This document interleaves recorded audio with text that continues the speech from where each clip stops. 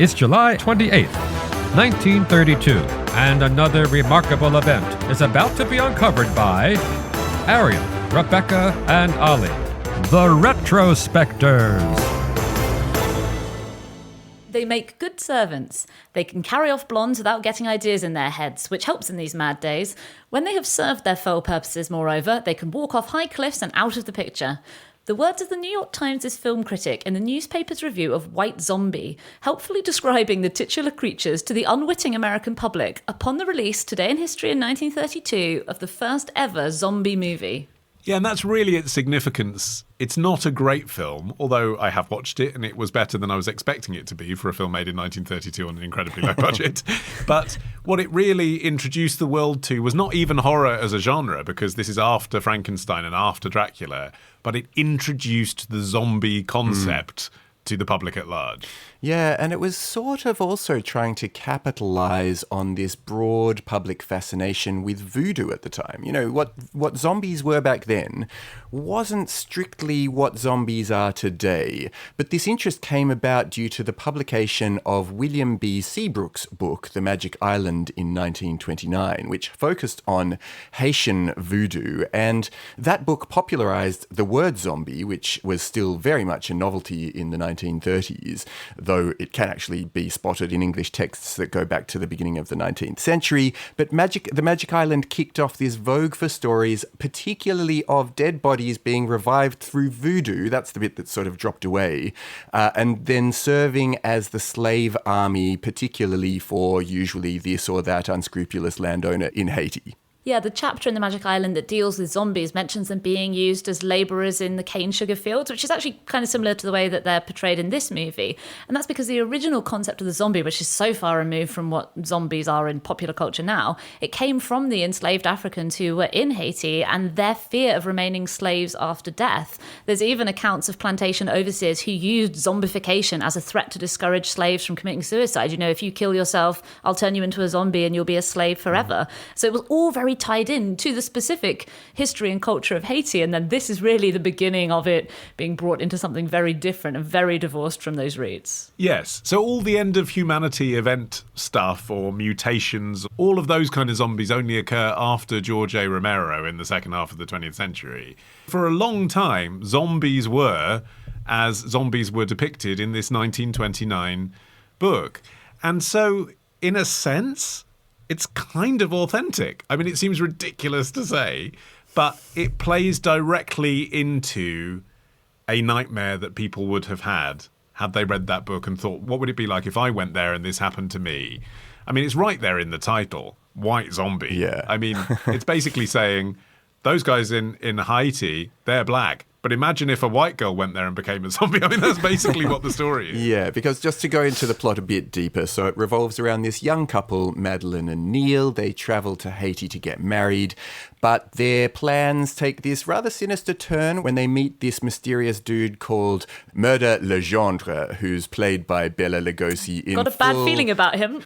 Yeah, it's not subtle, this film. No, right. So Murder Legendre, who's played by Bela Lugosi, is this voodoo master who possesses the ability to control the minds of the living dead, and he turns lots of people into mindless zombies on behalf of some other sort of local wicked plantation owner who himself then falls in love with Madeline, and, you know, because he's not going to be able to seduce her, he calls on Legendre to come and step in and turn her into a zombie, and then you get the zombification of this white woman, hence White Zombie. Yes, Madge Bellamy playing Madeline never had a feature role again after this. It was not considered a hit. But I think she has a great...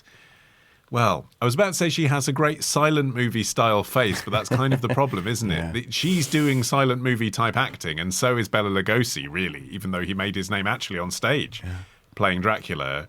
But there's a lot of gurning at the camera, and I suppose that just felt old-fashioned even in 1932. Yeah, I mean, the trajectory that the movie had was oddly similar to an indie movie today. And this was at a time when studios controlled absolutely everything. They had an iron grip on the output. But White Zombie was made independently by Victor and Edward Halperin. They were brothers. They shot it in 11 days, and mostly they used rented studio space at the Universal lot, and they used leftover props. Apparently, if you're big into horror films at the time, you can spot some of the props that they were using. They were filming at night when the Universal weren't using the space anymore. I was looking at one of the scenes where Madeleine steps out onto the balcony, and I was like, that looks French. And then I was looking on Google and it's like, oh, they used the set from The Hunchback of Notre Dame. Yeah, they did a really good job at recycling it. Yeah, I mean, they made it on an ultra low budget of $50,000. And one of the ways that they had to cut costs was in the casting of the actors. You mentioned Madge Bellamy having a silent movie style quality. And a lot of the actors in the movie were silent movie stars who hadn't nailed the transition to talkies. And that was one of the things that was really, the reviews of the movie were not kind for the most part, even though it did make money, but that was mostly because it was made for so little money in the first place. It was the acting was very stilted, and it was very harking back to that old-fashioned silent screen style. And the participation of Bela Lugosi was really actually kind of odd. Couldn't quite get to the bottom of it. I think biographers have tried to understand how he ended up in this movie, because he was actually a pretty hot property at the time. The first horror star. He was Dracula. Yeah. As you mentioned, he'd started out on stage, as in this Broadway production of Dracula, which became a huge sensation. And then he was cast in the 1931 screen version. So he was doing pretty well. The reason that he would be doing this a year later is really kind of mysterious. I think the roots of it seem to be that he had a real character actor work ethic. And so he accepted the offer to make this movie. And apparently he only made around $5,000 total from it, but he just liked to be working. Which is a tenth of the budget in total. It's not bad for a week's work either. Yeah, well, that's he the thing. Didn't exactly have to push the envelope out from his characterization of Dracula, did he? Yeah, totally. I do think it must have been weird to be Bela Lugosi. He came from Hungary, and he was an esteemed stage actor. He'd won Shakespeare prizes. Imagine coming to the US and realizing that you have a spooky voice in this new country that you didn't have before. You're the Shakespearean stage star, and then they're like, great, you sound creepy. Yeah. And then you spend the whole rest of your life just doing that. And that kind of Hollywood racism was really jumping out at me watching this. This was made kind of in the gap between World War I and World War II.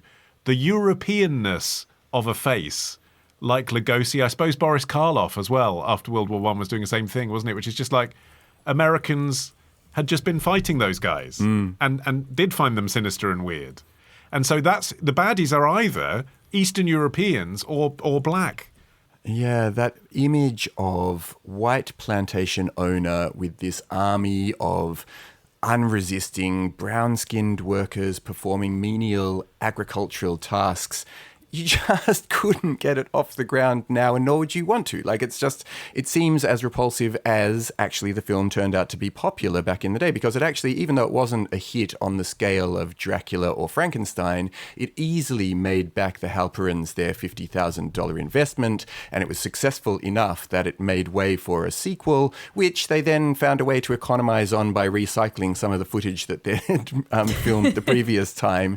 So, but, it also really set up this enormous entire genre and came to be regarded as a sort of prototype for lots of the horror movies that came afterwards.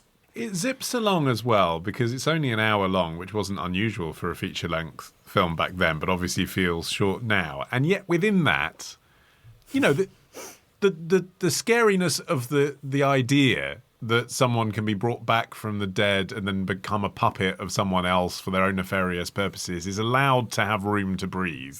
I was watching it thinking this is a scary concept. And Madge Bellamy does look beautiful at the beginning, and then she does do kind of vacant really well. Like she's lost all of her character, and the man that's married her just so that he could have her because this is the only way he could obviously regrets what he's done. Like there's some emotional core to what's happening. It's not just completely ridiculous. You're watching it and you are thinking about the issues that have since become known as the things you think about when you watch zombie films. Yeah, I mean, it's very much, this guy has an army of mindless black slaves, and that's kind of bad, but this white girl might end up married to the wrong man, and that's really scary. But in terms of how the zombies in this movie changed the zombies we know now, it's really weird. Like, they really did a 180-degree turn. They went from slow-moving, mindless slaves who are being used as puppets to these ultra-fast, rampaging cannibal monsters that we see now that are, scaling over walls and popping up in random places to eat people's brains. But the transition was actually much slower than you might assume, definitely slower than I assumed. I knew that Night of the Living Dead, that was 1968. That's obviously seen as sort of the first modern zombie film, but the creatures are never described as zombies, and George A. Romero's script actually called them ghouls. He wasn't thinking about zombies at all. Yeah, I wonder if part of their adaptability is because they don't arrive with a backstory quite so clearly as do Dracula or Frankenstein. They are individuals, whereas zombies are kind of a race, a being, a thing, and they can be pressed into duty for all sorts of storytelling needs, whether it's, social satire or just gory action or plain old simple jump scares. You can use them for all of that. And they're quite sort of low budget, low risk monster as well, because just a bit of red food dye at the edge of the mouth can be enough. Rip their clothing up and you got a monster.